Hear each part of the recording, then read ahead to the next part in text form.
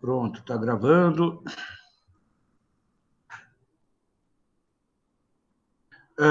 Sobre a atividade de vocês, a segunda questão. Lembro? Deixa eu relembrar agora. Alguém tem como me relembrar rapidamente? Fluxo monetário, sentido oposto, dividendo, subscrição. Isso, muito obrigado. É isso mesmo. É que eu estava lá no mundo lá da economia clássica, então até eu concatenar os pensamentos aqui demora um pouco. Mas era essa questão mesmo, e eu percebi pelas respostas de vocês que ela deixou assim, talvez ela tenha sido mal formulada. Sim, eu fiquei com bastante dúvida nela. E de fato, eu olhando ela depois, ela permite assim uma dúbia interpretação da questão. Porque o evento distribuição de proventos, não. Eu tenho que voltar, sair lá da economia clássica e vir para cá. A subscrição de novas ações é um evento que acontece e beneficia o atual acionista. Então, note, digamos, a empresa vai fazer uma subscrição de 20% do capital social dela.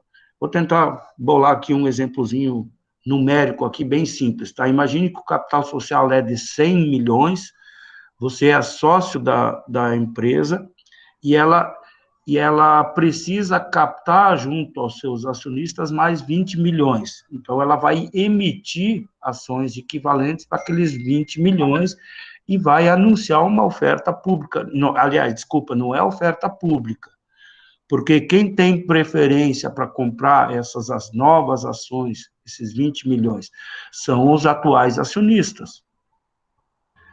É assim como numa empresa limitada, né? Você quer aumentar o capital, você é sócio de uma oficina mecânica, aí você precisa comprar uma nova máquina, um novo equipamento, e precisa de mais capital, você vai fazer uma chamada de capital para essa empresa. Olha, nós temos que botar dinheiro do bolso, digamos, vocês são 4 amigos, donos da oficina mecânica, tem que comprar um equipamento lá de não sei quantos mil. Olha, a gente precisa tirar do bolso e aportar capital. Então, eu, como um dos donos dessa empresa, eu não posso, assim, simplesmente convidar um amigo de fora, um amigo meu de fora, para entrar com esses dinheiro que está faltando para comprar essa máquina, e esse cara se tornar sócio. Não, eu tenho que dar preferência para quem já é meu sócio.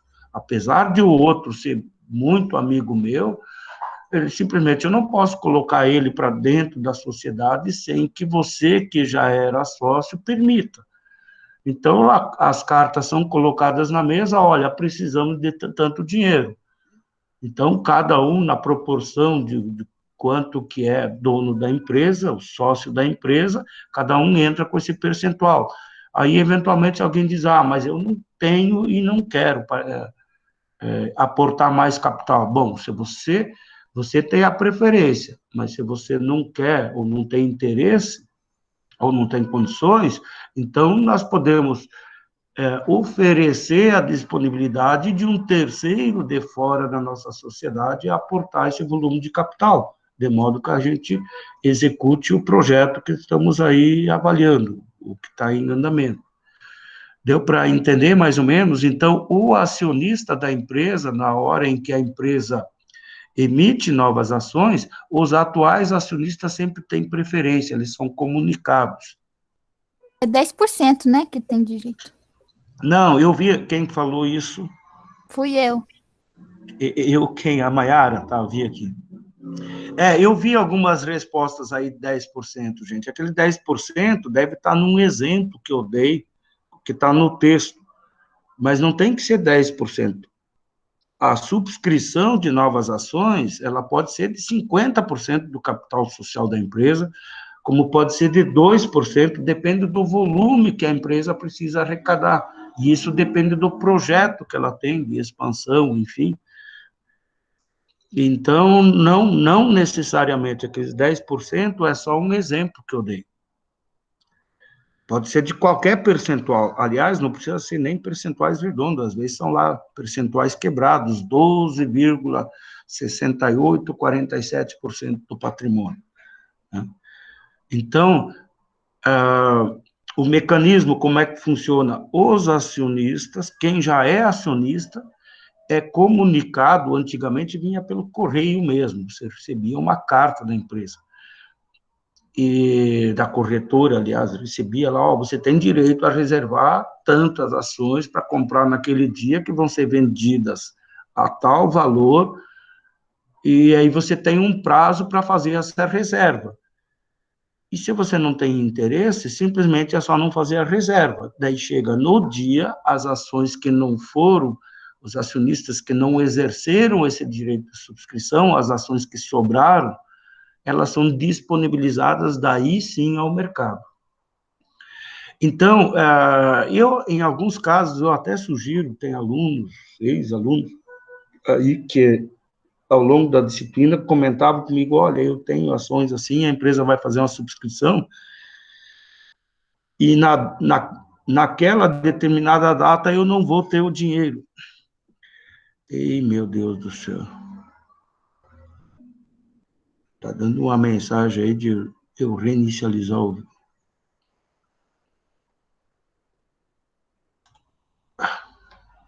Susto. Reinicializar o Windows agora, não, né? Então, o que eu ia comentando? Aí o sujeito dizia, mas na data tal eu vou precisar de tanto dinheiro e eu não vou ter. Digamos assim, vamos botar em forma de exemplo numérico. O sujeito precisaria disponibilizar de 10 mil daqui a 15 dias, e ele não tem esses 10 mil agora. Só que... Estou recebendo mensagem aqui, desculpe. Só que, note, se ele comprar os 10 mil em ações, no mesmo dia ele pode vender e, digamos, ganhar 12 mil com aquelas ações. Porque a empresa está ofertando o preço da ação, uma nova emissão, com deságio. E aí é uma boa oportunidade de um ganho rápido, um ganho financeiro rápido. Mas o sujeito, no dia, não vai ter os 10 mil. Aí eu digo, olha, sujeito, vai lá falar com o seu gerente, pega emprestado esses 10 mil, você vai devolver na semana seguinte. Você vai vender as ações, vai entrar na sua, em D mais 3, entra na sua conta, os 12 mil, você paga o financiamento, o empréstimo que você pegou lá, e vai pagar um jurinho e pronto, e vai compensar. Então, às vezes, sim, dependendo do tamanho da subscrição e do tamanho do deságio que a empresa vai oferecer para os atuais acionistas. Tá? Mas por que aquela questão ficou meio dúbia? Porque, é exatamente por esse aspecto, é positivo para o acionista, mas notem que na questão eu coloquei assim, fluxo monetário, ou seja, qual é o sentido do dinheiro? No pagamento de dividendos, o dinheiro sai da empresa e entra no bolso do investidor. E na subscrição de ações, o dinheiro sai do bolso do investidor e vai para o caixa da empresa. Então, nesse sentido, os fluxos monetários entre esses dois eventos, distribuição de dividendos e subscrição de novas ações, eles são em sentidos opostos. Mas muita gente ficou na dúvida e muita gente respondeu que são do mesmo sentido, com esse outro aspecto, que são ambos eventos vantajosos para o acionista. Então, gente, vocês vão ver pelas notas que eu vou publicar até não sei quando, que eu considerei, tá? Eu vi que essa questão, de repente, ela ficou meio mal formulada. Mas vamos lá. Alguém quer comentar mais alguma coisa sobre isso? Senão eu passo adiante. Só um momento aqui. Professor Clóvis? Oi, pode falar. As subscrições, elas sempre, automaticamente, ela já entra com o deságio comparado ao valor do mercado? Isso, a empresa, quando ela faz uma nova chamada de capital, ela tem um interesse que esse capital entre para o caixa da empresa o mais breve possível. E é até uma questão de status da empresa. Ela, esse movimento dela de fazer uma chamada de capital, isso está sendo observado tanto pelos concorrentes quanto pelos analistas do mercado como um todo, mesmo quem não tem ação daquela empresa. Por exemplo, Então, deixa eu reformular a minha pergunta. Vamos acreditar que a ação no mercado está sendo cotada a R$20. Quando a ação entra em subscrição, ela entra a 15, a 17, sempre no menor valor? Esse é o objetivo, digamos assim, o deságio? o objetivo é esse. Deixa eu só concluir. Então, a empresa, quando ela faz uma nova chamada, ela é uma questão até de ego próprio. Eu vou precisar de tantos milhões, Entendi. e eu vou fazer essa chamada de capital, e a empresa deseja que todos os atuais acionistas correspondam, né, e deem a sua participação, botem a mão no bolso e contribuam com a empresa. Mas, digamos assim, quando ela faz essa chamada de capital, somente 50% dos acionistas, ou do volume que ela pretendia captar direto dos atuais acionistas, ela conseguiu atingir só 50%, os demais analistas vão pensar, poxa, os atuais acionistas não estão muito contentes com essa empresa, porque não estão botando a mão no bolso para apoiar esse projeto de expansão da empresa. Entende? Então, passa a empresa que não é bem sucedida na subscrição de ações, ela passa uma péssima imagem ao mercado, aos analistas, aos outros investidores, enfim. Então, o objetivo deles é sempre ter um sucesso na subscrição. Nossa, é o melhor dos mundos, a empresa anunciar uma chamada de capital, no dia tal, todos os atuais acionistas fazerem as reservas proporcionais, né, a quantidade de ações de cada um, e no dia o dinheiro, de fato, entrar no caixa da empresa. Isso é o melhor dos mundos. Né? Então, para que essa subscrição seja bem sucedida, qual é o melhor estímulo, né, que os acionistas se interessem por essa subscrição? É você oferecer aquela mola propulsora do capitalismo, hoje o que é o dinheiro no bolso, né? Se a ação, você disse lá no seu exemplo aí, a ação tá sendo negociada por R$20, eles prometem entregar aquela ação por 17, digamos. É mais ou menos isso.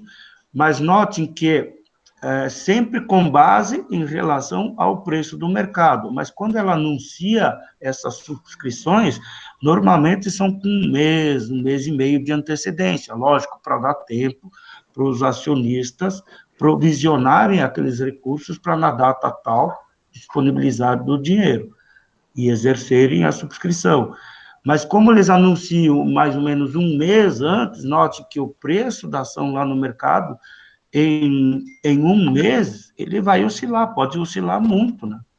Então, quando eles anunciaram, ela estava a 20, quando chegar no dia, ela pode estar sendo negociada lá na Bolsa a 16.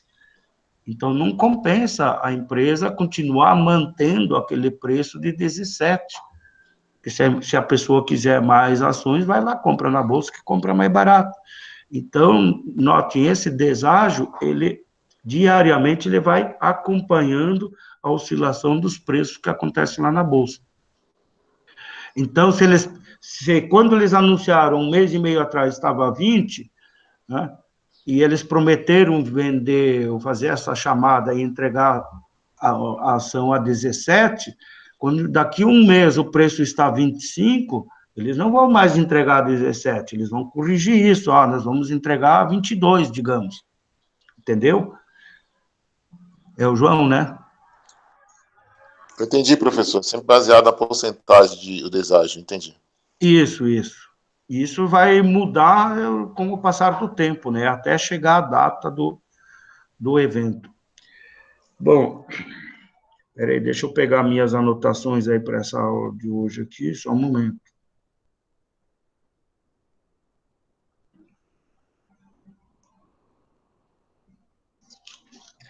Eu ia entrar, a gente vai ter que entrar nos tópicos daqui a pouco, porque nós temos mais praticamente uma semana e pouco só.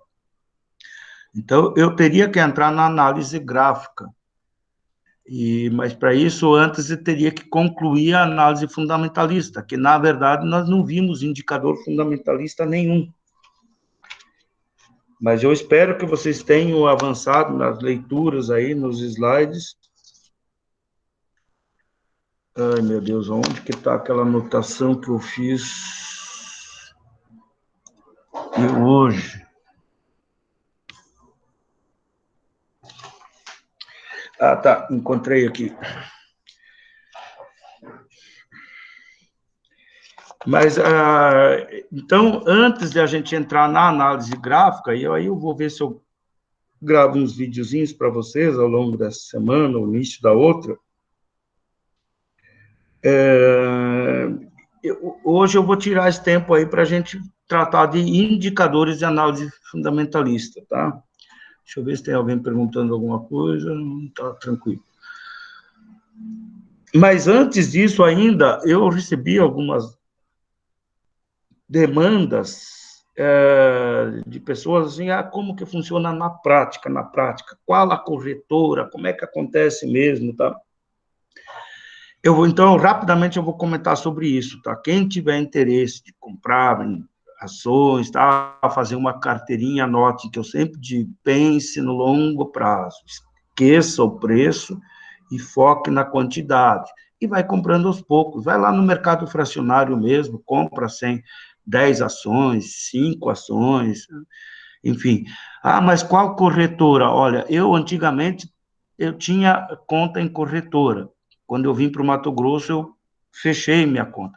Até porque eu trabalhava em corretora lá em Florianópolis. Trabalhei 4 anos numa corretora lá. Mas por que eu fechei a conta e não opero mais via corretora? Entre aspas, já vou explicar o entre aspas. É porque quando eu vim para cá, a gente não tinha essa facilidade de internet banking, não sei o quê. Quando eu queria operar, eu tinha que me deslocar fisicamente numa agência do banco, fazer um TED, fazer um DOC, mandar o dinheiro para a corretora lá. E aí, quando eu vendia as ações, o processo era o inverso. Então, era muito, sei lá, um processo muito complicado. Não é complicado, mas muito trabalhoso, digamos assim. Então, eu resolvi, quando eu vim para o Mato Grosso, fechei a conta na corretora e resolvi operar direto via banco. Mas pode via banco? Não, não pode. Através do banco, você não tem acesso direto à Bolsa. Acontece que o banco que eu trabalho, como eu sou funcionário público do Estado, o governo não me paga, o Estado, o povo de Mato Grosso, me paga o salário via Banco do Brasil. Então, eu resolvi operar via Banco do Brasil mesmo, direto. Não, quer dizer, entre aspas, direto, porque o Banco do Brasil, além do banco, ele tem o que se chama de BBDTVM, Banco do Brasil Distribuidora de Títulos e Valores Mobiliários. Então, o banco também tem uma subsidiária do banco, que é uma corretora de bolsa. Então, através do banco, eu tenho acesso à corretora e aí eu tenho acesso à bolsa. E eu acredito que a maioria dos bancos, se não todos os bancos aqui de Sinop, os bancos que tem aqui, quem for cliente de não do Banco do Brasil, de outro banco, eu acredito que todos devem ter, tem corretoras associadas, Bradesco tem, Itaú tem Santander aqui em Sinop, acho que tem, né? Então, todos eles têm corretores, você pode operar através do banco e não precisa ter exclusivamente abrir uma conta numa corretora. Mas fiquem muito à vontade. Qual corretora, professor? Olha, tem muitas. Então, eu sugiro, entre lá no site da B3, da Bolsa, procurem lá, entrem no site, a própria Bolsa tem lá uma relação do acesso das páginas de todas as corretoras autorizadas pela própria Bolsa para operar na Bolsa. Então, lá vocês podem escolher, fiquem à vontade. Tem algumas que têm plataformas mais complexas, o Home Broker, análise gráfica, enfim, notícias, tudo mais eficiente, outras menos, mas, enfim, fiquem à vontade. Algumas cobram mais corretagem, outras cobram menos, porque hoje em dia é tudo por sistema, gente. Você não opera mais, quando você vai comprar ou vender, você não fala mais com alguém lá da corretora como era no tempo que eu iniciei. Lá de Florianópolis, eu tinha que fazer uma ligação em horário comercial para São Paulo para falar com o meu corretor. Olha o custo disso, para quem é da época, pergunte para os pais de vocês quanto custava uma ligação de descagem direta à distância em horário comercial naquela época, era uma fortuna. Mas hoje é a facilidade, os processos, é tudo automatizado. Então, pelo Banco do Brasil, tá, não estou fazendo merchandise do banco, só porque eu sou cliente só do Banco do Brasil. Então, eu conheço quem é cliente do Banco do Brasil, entra lá, agência, conta, senha e entra, tem acesso ao home banking, como se diz. E tem um link lá, investimentos. Clica em investimentos, abre todo um menu, lá tem renda fixa, tem tesouro direto, tem de tudo lá. Capitalização, enfim. Mas tem um linkzinho dentro desse link investimento que se chama compra e venda de ações. Clica lá. Pronto. Aí ele vai te remeter a uma outra página. Que outra página? A página da corretora do banco. Quando for a primeira vez que você fizer isso, se você nunca operou ainda em comprando e vendendo ações, na primeira vez que você for acessar esse link, ele vai te pedir o código do investidor.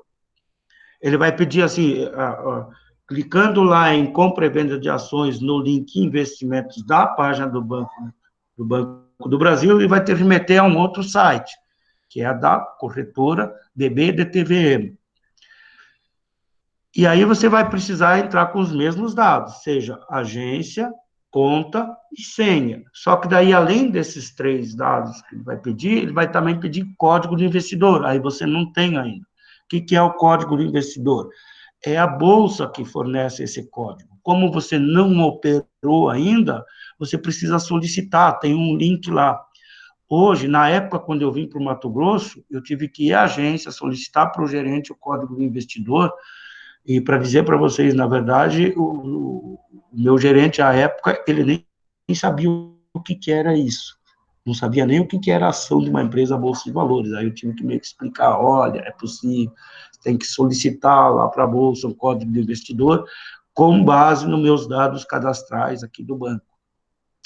Mas hoje eu já tenho informações de ex-alunos, que eu, inclusive, tem muitos alunos que trabalham em Banco do Brasil, Caixa Econômica, Sicredi, eles dizem que hoje isso tudo é feito pela internet, é possível fazer pela internet, e você recebe lá da Bolsa o código do investidor no mesmo dia. Antes demorava 2, 3 dias para você receber. Aí o que acontece nesse processo aí, nesse meio tempo?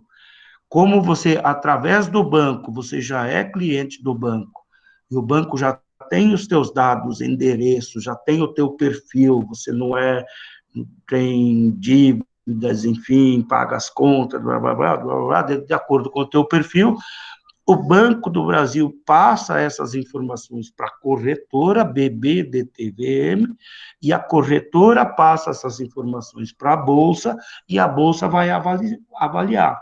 O Paulo pode ou não pode. Se a avaliação for positiva, a Bolsa vai responder para a corretora, vai dizer, ok, Paulo pode, o código dele é esse. Aí a corretora passa essa informação para o banco e o banco passa para mim. Pronto, agora eu tenho o código do investidor. E aí eu entro com esse, depois de número da agência, número da conta e senha de acesso, eu entro com esse código do investidor e pronto, daí eu estou na plataforma online do home broker do Banco do Brasil. E os preços que eu estou enxergando lá, eles são online mesmo.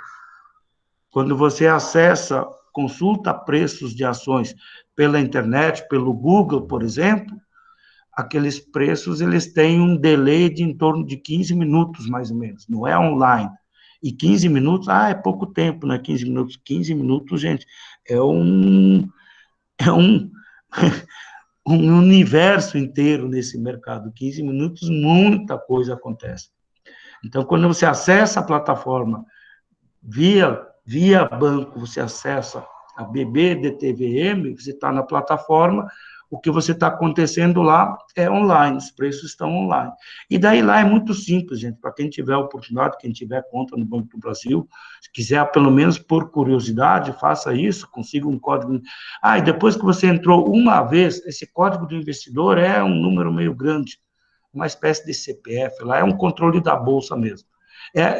Na prática, é para a Bolsa saber dar o nome aos bois no final do dia. Essa ação aqui era do fulano de tal, agora é do código do investidor tal. E aí ela vai ver o código do investidor, quem que é? É o Paulo. Quando eu vendo, compro, tudo todas as operações, elas são processadas lá via código, não por nomes físicos. Até porque nós temos no Brasil um problema sério de homônimos, né? Tem muita gente que tem o mesmo nome aí no Brasil, né? Então tem que ser por código mesmo, não pode ser por nomes. E uma vez que eu entro lá, a primeira vez com esse código do investidor, depois, as próximas vezes, eu não preciso mais colocar esse número.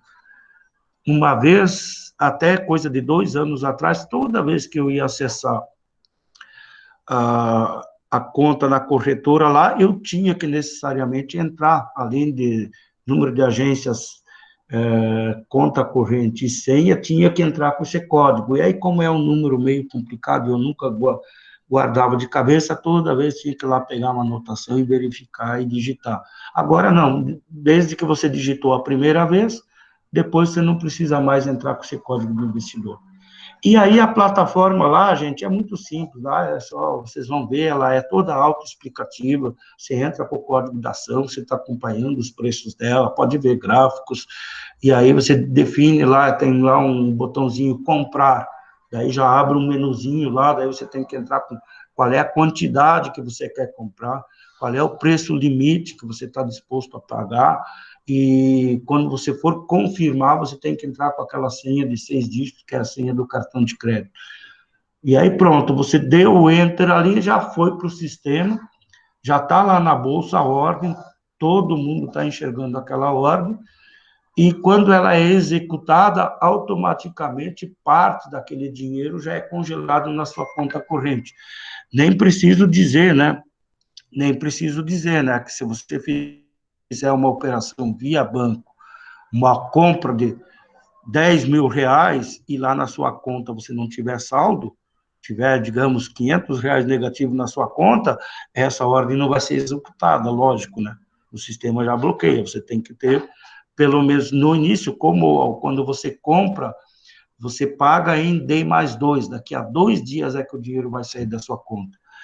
Mas imediatamente o banco congela na sua conta, eu acho que é coisa de 30% do volume daquela compra, né?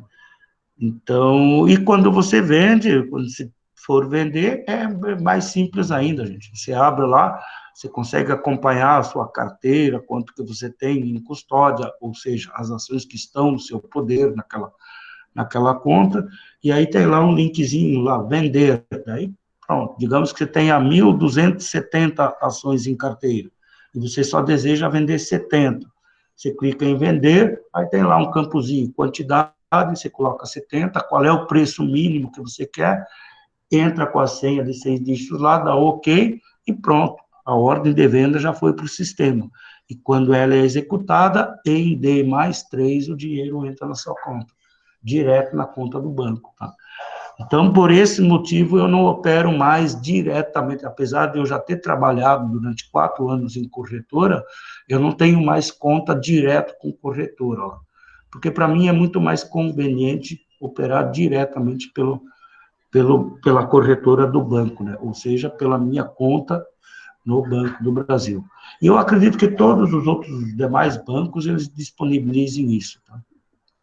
Só por curiosidade, o banco é um conglomerado, quando vocês forem analisar os balanços de uma empresa, sempre é interessante vocês analisarem ou os balanços, o balanço consolidado e o não consolidado. Para quem eu acho que a grande maioria aqui é da área de contábeis, né? O que é um balanço consolidado e um balanço não consolidado? Então, usando agora, continuando no exemplo do Banco do Brasil, o balanço não consolidado são os resultados exclusivamente da agência ou das agências Banco do Brasil na atividade bancário. E o Banco Consolidado considera também, além dos resultados da atividade banco, considera também os resultados das empresas que estão aí ligadas. Banco do Brasil, por exemplo, tem BB Seguridades, que, aliás, tem ações negociadas na Bolsa.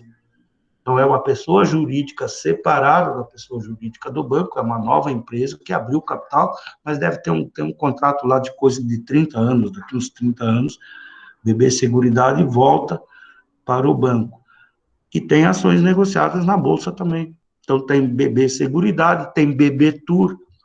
Para quem não sabia, Banco do Brasil tem uma agência de turismo também. Mas, principalmente, para atender os seus próprios funcionários pelo Brasil afora que viajam. Né? E também tem a BBDTVM, ou seja, Banco do Brasil, Corretora de Títulos e Valores Mobiliários, que através da minha conta no banco, eu acesso essa corretora, que é do banco, e através dela eu consigo operar na Bolsa. Oi, fala, João. Professor, a corretagem dela tá zero também ou tem um valor acima de zero? Estou falando a corretagem da corretora do Banco do Brasil dentro do próprio banco. Isso. Até coisa de 2, 3 anos atrás, o Banco do Brasil, ou a corretora do Banco do Brasil, melhor dizendo, ela aplicava aquela antiga tabela de corretagem que era autorizada pela CVM, Comissão de Valores Imobiliários. E essa tabela de corretagem, que tem no texto aí, em algum lugar, eu não lembro em qual página, mas vocês têm ali, para quem baixou o meu texto. Lá está 2,70, eu vi. 2,70 é fixo, né? Mas tem um percentual. Volumes assim... Volumes eu não estou falando nem Oi? Eu não estou falando nem dos emolumentos, eu estou falando da própria taxa mesmo. Não, corretagem mesmo. Por aquela tabela, deixa eu lembrar agora de cabeça, volume passou de 3 mil, 4 mil, 5 mil, a corretagem era 0,5%, mais 27,25% fixo. Então, digamos, você vai fazer uma operação de 10 mil reais, 0,5% é R$50 de corretagem. Mais os 27,25 dá, ou 25,27, agora de cabeça não lembro direito, mas digamos, você vai pagar numa operação de 10 mil reais, você vai pagar R$75, pagava antigamente R$75 de corretagem, ok? Agora, considerando que você paga corretagem na compra e na venda, quando você vende a ação, você vai pagar os mesmos, mais ou menos os mesmos R$75. Então, R$75 numa operação de 10 mil, R$75 na compra, mais R$75 na venda, em torno de R$75 na venda, isso aí dá R$150. R$150 é quanto? 1,5% dos 10 mil que você operou. Note, é uma corretagem salgada demais aquela tabela. Mas explicando, aquela tabela não é mais obrigatória, antigamente era, a CVM obrigava que as corretoras aplicassem aquela tabela, hoje ela não é mais obrigatória. Mas por que a corretagem antigamente era muito salgada, digamos assim? Imagina, 1,5% é um absurdo. Se você vai 1,5% de 10 mil, tudo bem, dá R$150. Mas se você fizer uma operação de 10 milhões, de 100 milhões, 1,5%, olha quanto que dá. Mas por que era tão salgada antigamente a corretagem? Porque qualquer transação, necessariamente, você tinha que ligar para a corretora. E, necessariamente, um funcionário tinha que te atender lá e fazer as operações para você. E isso demanda custos, né? É um funcionário qualificado que está aí, que está recebendo salário. Então, as corretoras, o custo das corretoras era muito maior também.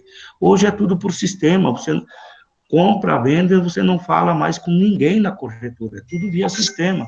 Então, não há mais a necessidade das corretoras cobrarem, tanto assim que há uma guerra aí de corretagem, tem algumas corretoras, inclusive, que você se inscreve, né, elas fazem o cadastro, passa a operar com elas, elas te prometem um mês livre de corretagem. Todas as operações que você fizer, tem muita gente, até eu vi histórias aí de ex-alunos aí que eu me cadastrei lá, operei durante um mês, depois saí fora daquela corretora. E naquele um mês eu não paguei corretagem. Tem algumas que cobram corretagem fixa de R$ 5 por operação, independente do volume, mas pelo Banco do Brasil, hoje, eu pago R$ 20 fixo.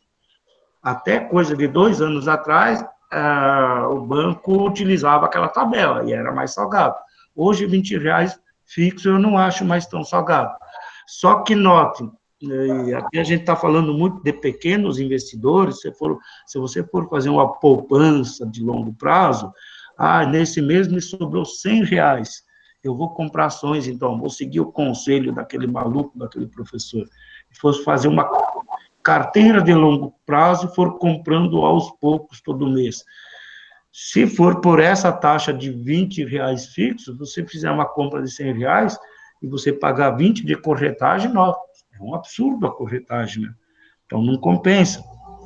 Aliás, essa é uma crítica que eu gostaria de fazer lá para os gestores da corretora do banco, que R$ 20 fixo para o pequeno investidor está salgada. Tá certo, se eu for operar R$ 10 mil, R$ 50 mil, R$ 20 não pesa em nada. Mas para o pequeno investidor pesa sim. E nós temos estatísticas aí, eu comentei com vocês, só no ano passado foram mais de 900 mil CPFs, pequenos investidores, que ingressaram na Bolsa. Sabe qual é o volume médio negociado por esses 90 mil que chegaram novos no ano passado, final de 2019? Essa estatística vai até meados agora desse ano, eu não lembro exatamente a data, mas esses 900 mil a mais, o volume médio de negociação era de em torno de 2.300 e alguma coisa. R$ 2.000 e 300 mais ou menos. Então, notem, são volumes pequenos, são pequenos investidores que saíram da renda fixa e estão migrando para a Bolsa. Então, a corretagem, sim, mas fiquem à vontade, procurem no site da própria Bolsa, eles têm lá a listagem de todas as corretoras que estão autorizadas a operar com a Bolsa, né? Mas eu, particularmente, por uma questão de conveniência, já disse que eu opero através do banco,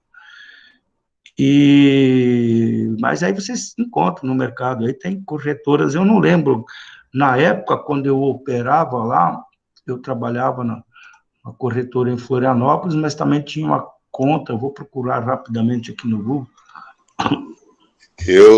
Com a sua dica aí, professor, dica muito boa, que cada banco tem sua corretora. Nessa conversa, eu acabei de cadastrar na corretora do meu banco já. Eu operava pela corretora. Por curiosidade, você pode dizer o banco, não? O Santander. Mas aí, lógico que todos esses grandes bancos... Como é uma banca digital... Eu não tenho certeza. Inclusive, pelas fintechs, bancos digitais, aí eles dão acesso ao mercado de capitais.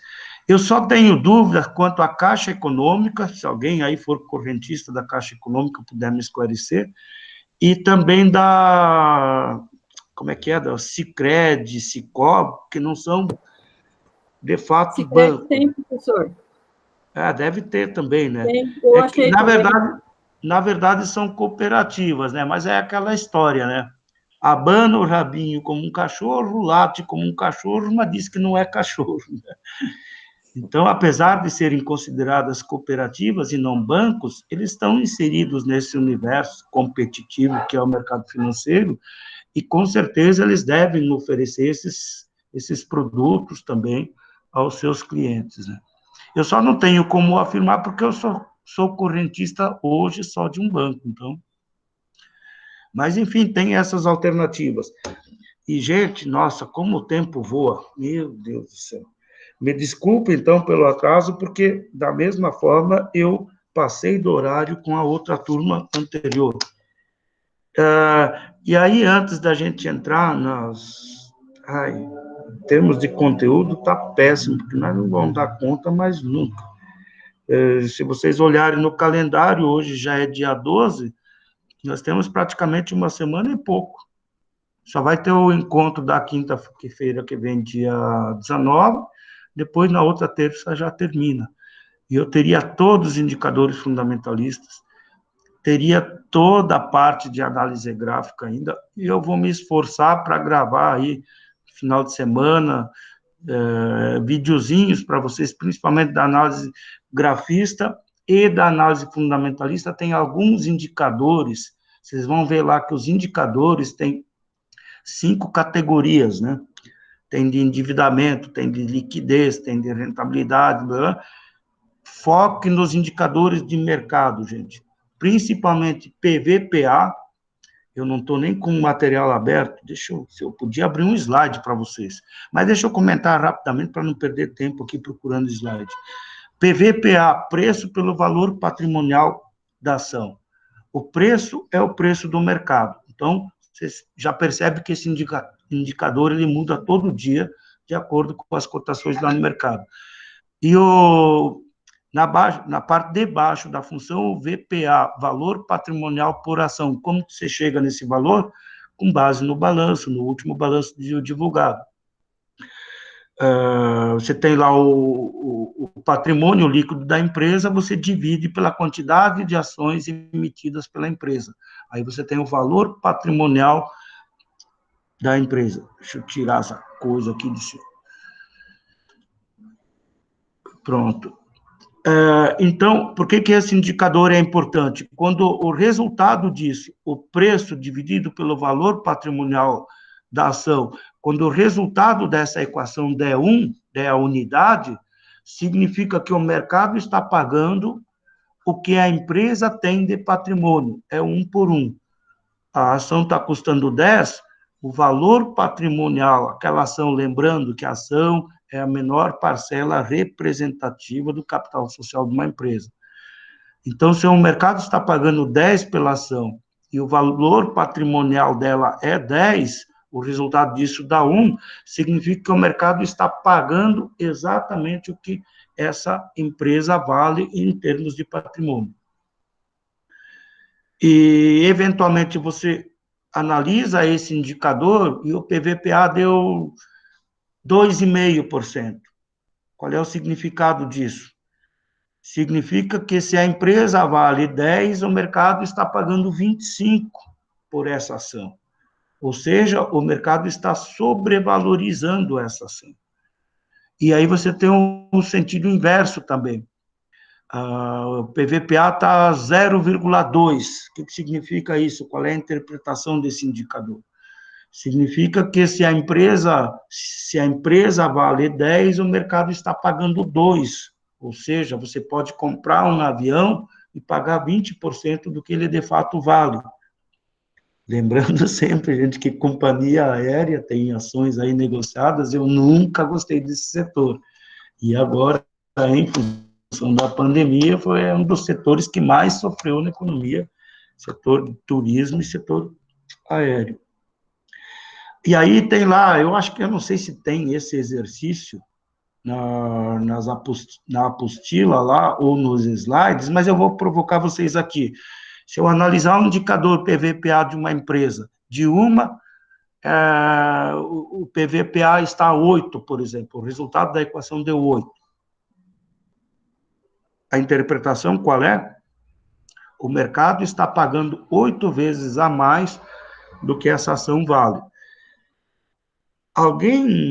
Isso aí não é uma coisa irracional, você pagar 8 vezes a mais do que uma coisa de fato vale? Não é uma atitude irracional? O que leva uma pessoa, deixa eu pensar aqui num item, aqui num bem de compra aqui,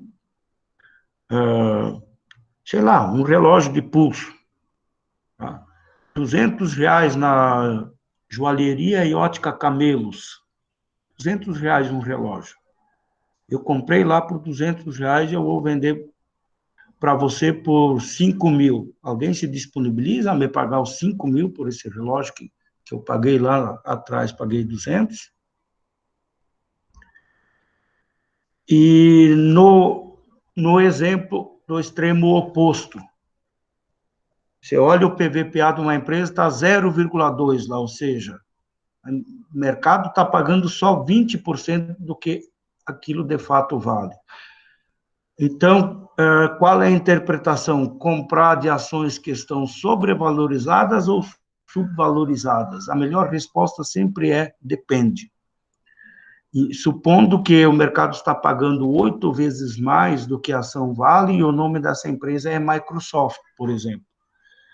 Você pagaria 8 vezes a mais do que ela de fato vale, do que ela de fato tem em patrimônio? Lembrando que é uma empresa de software, nem precisa lá de muita estrutura, maquinário, equipamento, que hoje tudo, na verdade, eles economizam até em embalagem, né? Porque você compra o produto deles, você faz o download, não tem mais despesa com correio, embalagem, entrega física, enfim.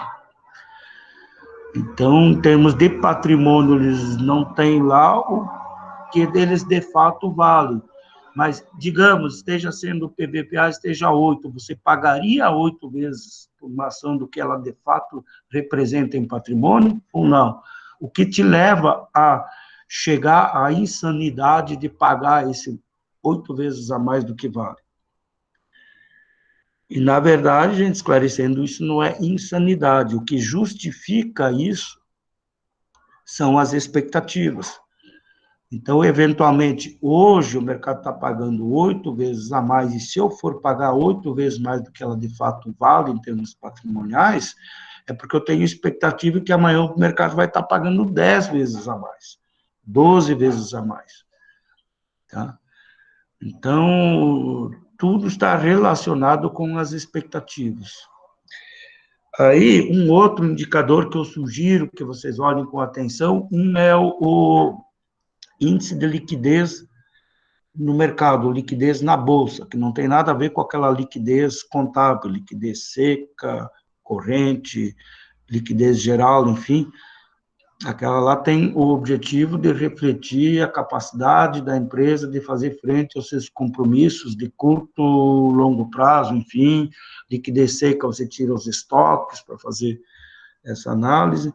Mas a liquidez em bolsa não tem nada a ver com aquela liquidez contábil, mas significa se a ação que você está interessado, se ela é muito ou pouco negociada na bolsa. Desculpe. Tem toda uma fórmula, em algum lugar deve ter essa fórmula, é a raiz quadrada lá do Vzinho minúsculo, que é o volume da ação, dividido pelo V maiúsculo, que é o volume total negociado na bolsa, multiplicado pelo o N minúsculo, que é o número de negócios da ação nos últimos 12 meses, dividido pelo número de negócios total da bolsa nos últimos meses. Um cálculozinho simples, você tira a raiz disso, pronto, você tem a liquidez em bolsa da ação. Não se preocupem que vocês não precisam fazer esse cálculo gigantesco aí, tirar a raiz, porque isso tudo vem hoje, os sistemas dos sites de análises, eles disponibilizam isso para a gente gratuitamente. Mas, assim, de modo geral, para o mercado brasileiro, se você se deparar com uma ação que tem índice de liquidez abaixo de 0,05, tenha cuidado. Que essa ação abaixo de 0,05, o resultado daquela conta complexa de 0,05 para menos, significa que aquela ação tem pouca liquidez, ou seja, ela tem um negócio numa semana, daí ela passa 1, 2 semanas sem ser negociadas. Então, tome cuidado, porque no sentido de que, eventualmente, se você vai precisar vender, por algum motivo qualquer, você vai demorar muito para encontrar comprador. E aí, quanto mais a urgência de você ter que vender, mais você vai ter que baixar o preço, né? Então, significa que você pode perder dinheiro quando a ação tem baixa liquidez lá na bolsa. E um terceiro dos indicadores de mercado, que eu gostaria que vocês atentassem. Meu Deus do céu, já é 8h57. É o beta da ação, tá? E aí, o beta da ação, eu acho que eu vou ter que gravar um videozinho para vocês, que não vai dar tempo. Mas, rapidamente, tá? Rapidamente, uma coisa subjetiva que eu queria. Nós vamos entrar depois, na semana que vem, na análise gráfica, tá? A análise gráfica tem lá aquelas estratégias de você estabelecer momento de entrada, antes de entrar, você já estabelecer quando vai sair, enfim, tem 2, 3 estratégias que nós vamos ver lá. Por que que isso é importante, gente? Porque ela elimina da nossa frente, na atuação nesse mercado cruel aí, que todo mundo está de olho no dinheiro de vocês, elimina 3 sentimentos que são muito pejorativos para nós, seres humanos. O primeiro deles, orgulho. Então, quando você estabeleceu um momento de saída antecipadamente, antes de entrar, e o mercado foi para lá, tenha disciplina e saia, abra mão de ser orgulhoso. Se você for teimar, não, o mercado está errado, eu que estou certo, note, você está sendo afetado pelo sentimento de orgulho. Lembre-se, o mercado é o que é, não o que você gostaria que ele fosse. Então, em estabelecendo as estratégias e tendo disciplina, você elimina esse sentimento de orgulho. O segundo sentimento, que eu nem tenho eles anotados aqui, orgulho. O segundo sentimento que nos é muito prejudicial, mesmo na vida pessoal, é a esperança. Ah, mas esperança não é bom, professor? Depende.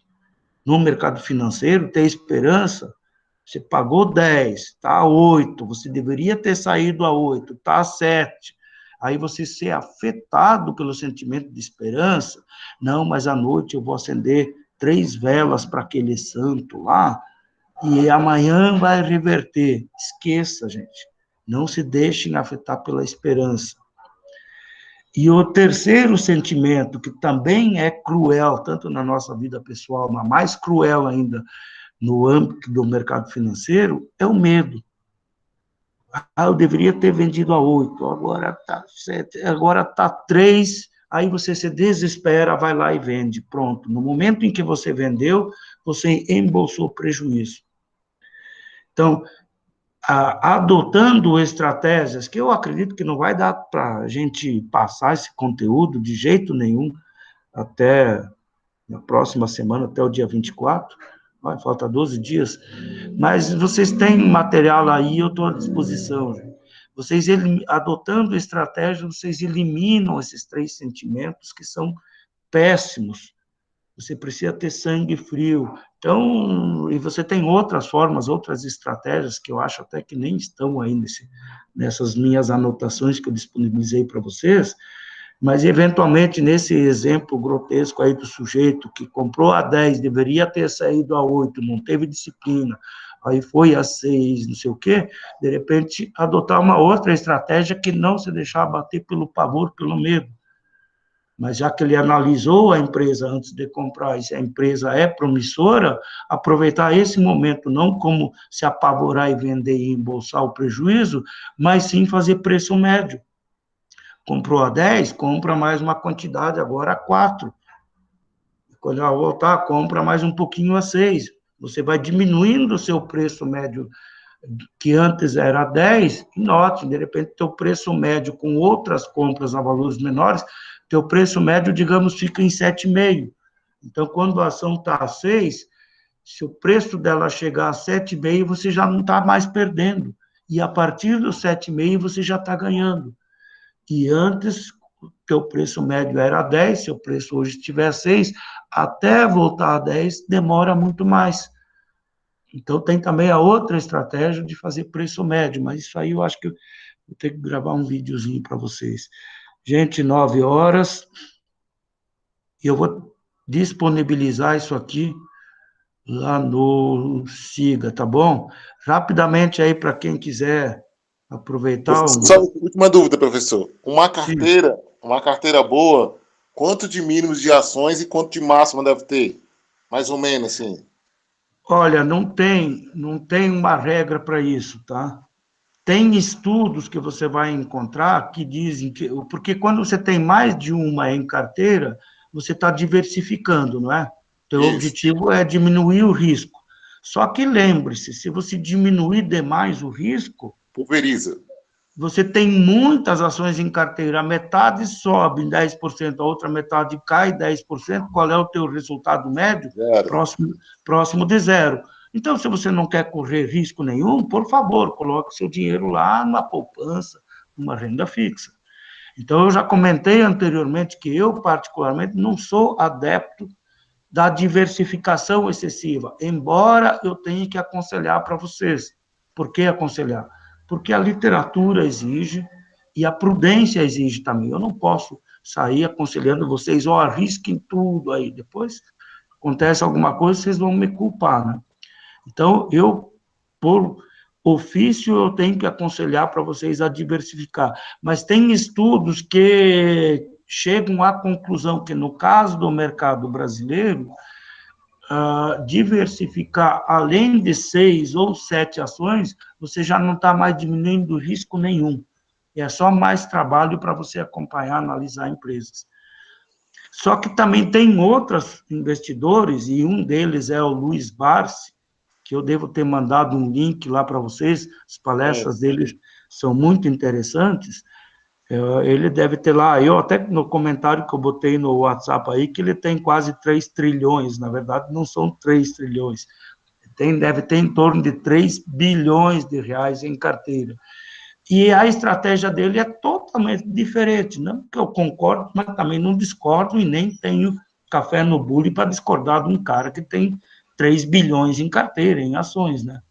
Mas a estratégia dele, ele tem muitas, ele deve ter em torno de 30 ações em carteira, porque a estratégia dele é dividendos mesmo. Então, todo mês ele está recebendo dividendos de empresas diferentes. Então, não tem assim, João, não tem um número, tá? Para ter uma carteira mais eficiente, você tem que ter tantas ações em carteira, não. Não existe esse número. E a melhor forma é você vai descobrindo. Tem que dar uma melhoradinha aqui na minha carteira, que essa aqui tem o perfil, essa ação aqui tem perfil mais assim, uma outra, eventualmente, uma ação que você acha promissora também, ela é mais volátil, ela oscila mais rapidamente para cima e para baixo, então é um outro perfil, e você pode diminuir isso com, na verdade, é a análise do beta da ação. Tem lá no tópico de indicadores de mercado, um dos indicadores que eu acho um dos mais importantes é o cálculo do beta da ação, que eu até deveria mostrar para vocês como é que se calcula o beta de uma ação no Excel. E o beta da ação nada mais é do que aquele beta mesmo da análise de regressão que vocês já conhecem, principalmente quem já fez estatística, né? É importante você essa informação do beta. O retorno do ativo é igual ao A mais o beta da ação multiplicado pelo retorno médio do mercado mais um componente erro lá.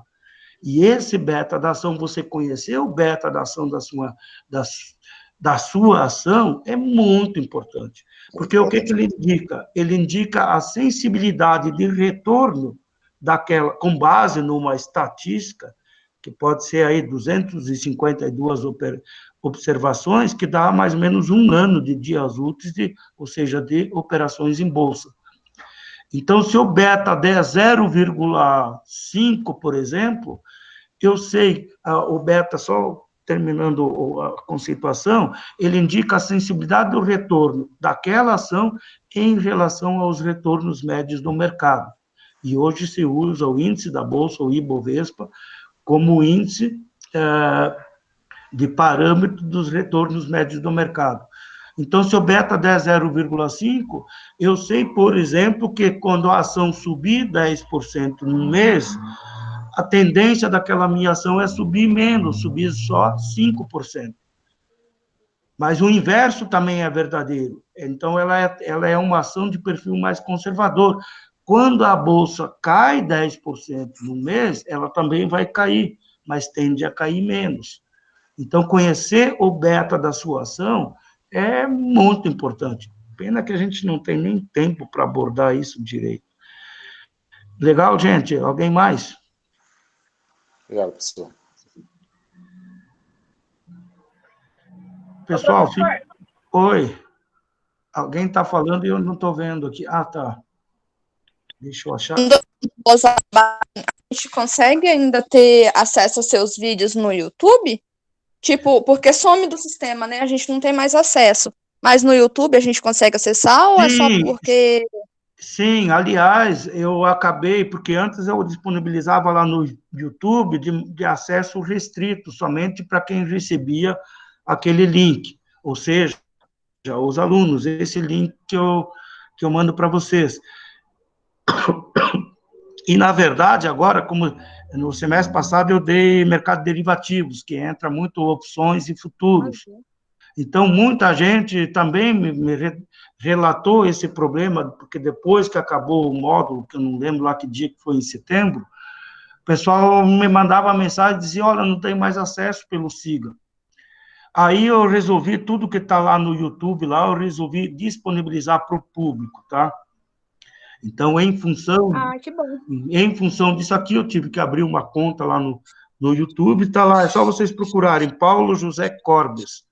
No YouTube, vocês têm acesso não só aos vídeos dessa disciplina, mas também da outra que eu estou trabalhando agora, que é Economia Clássica, e do modo anterior, que é Mercado de Derivativos.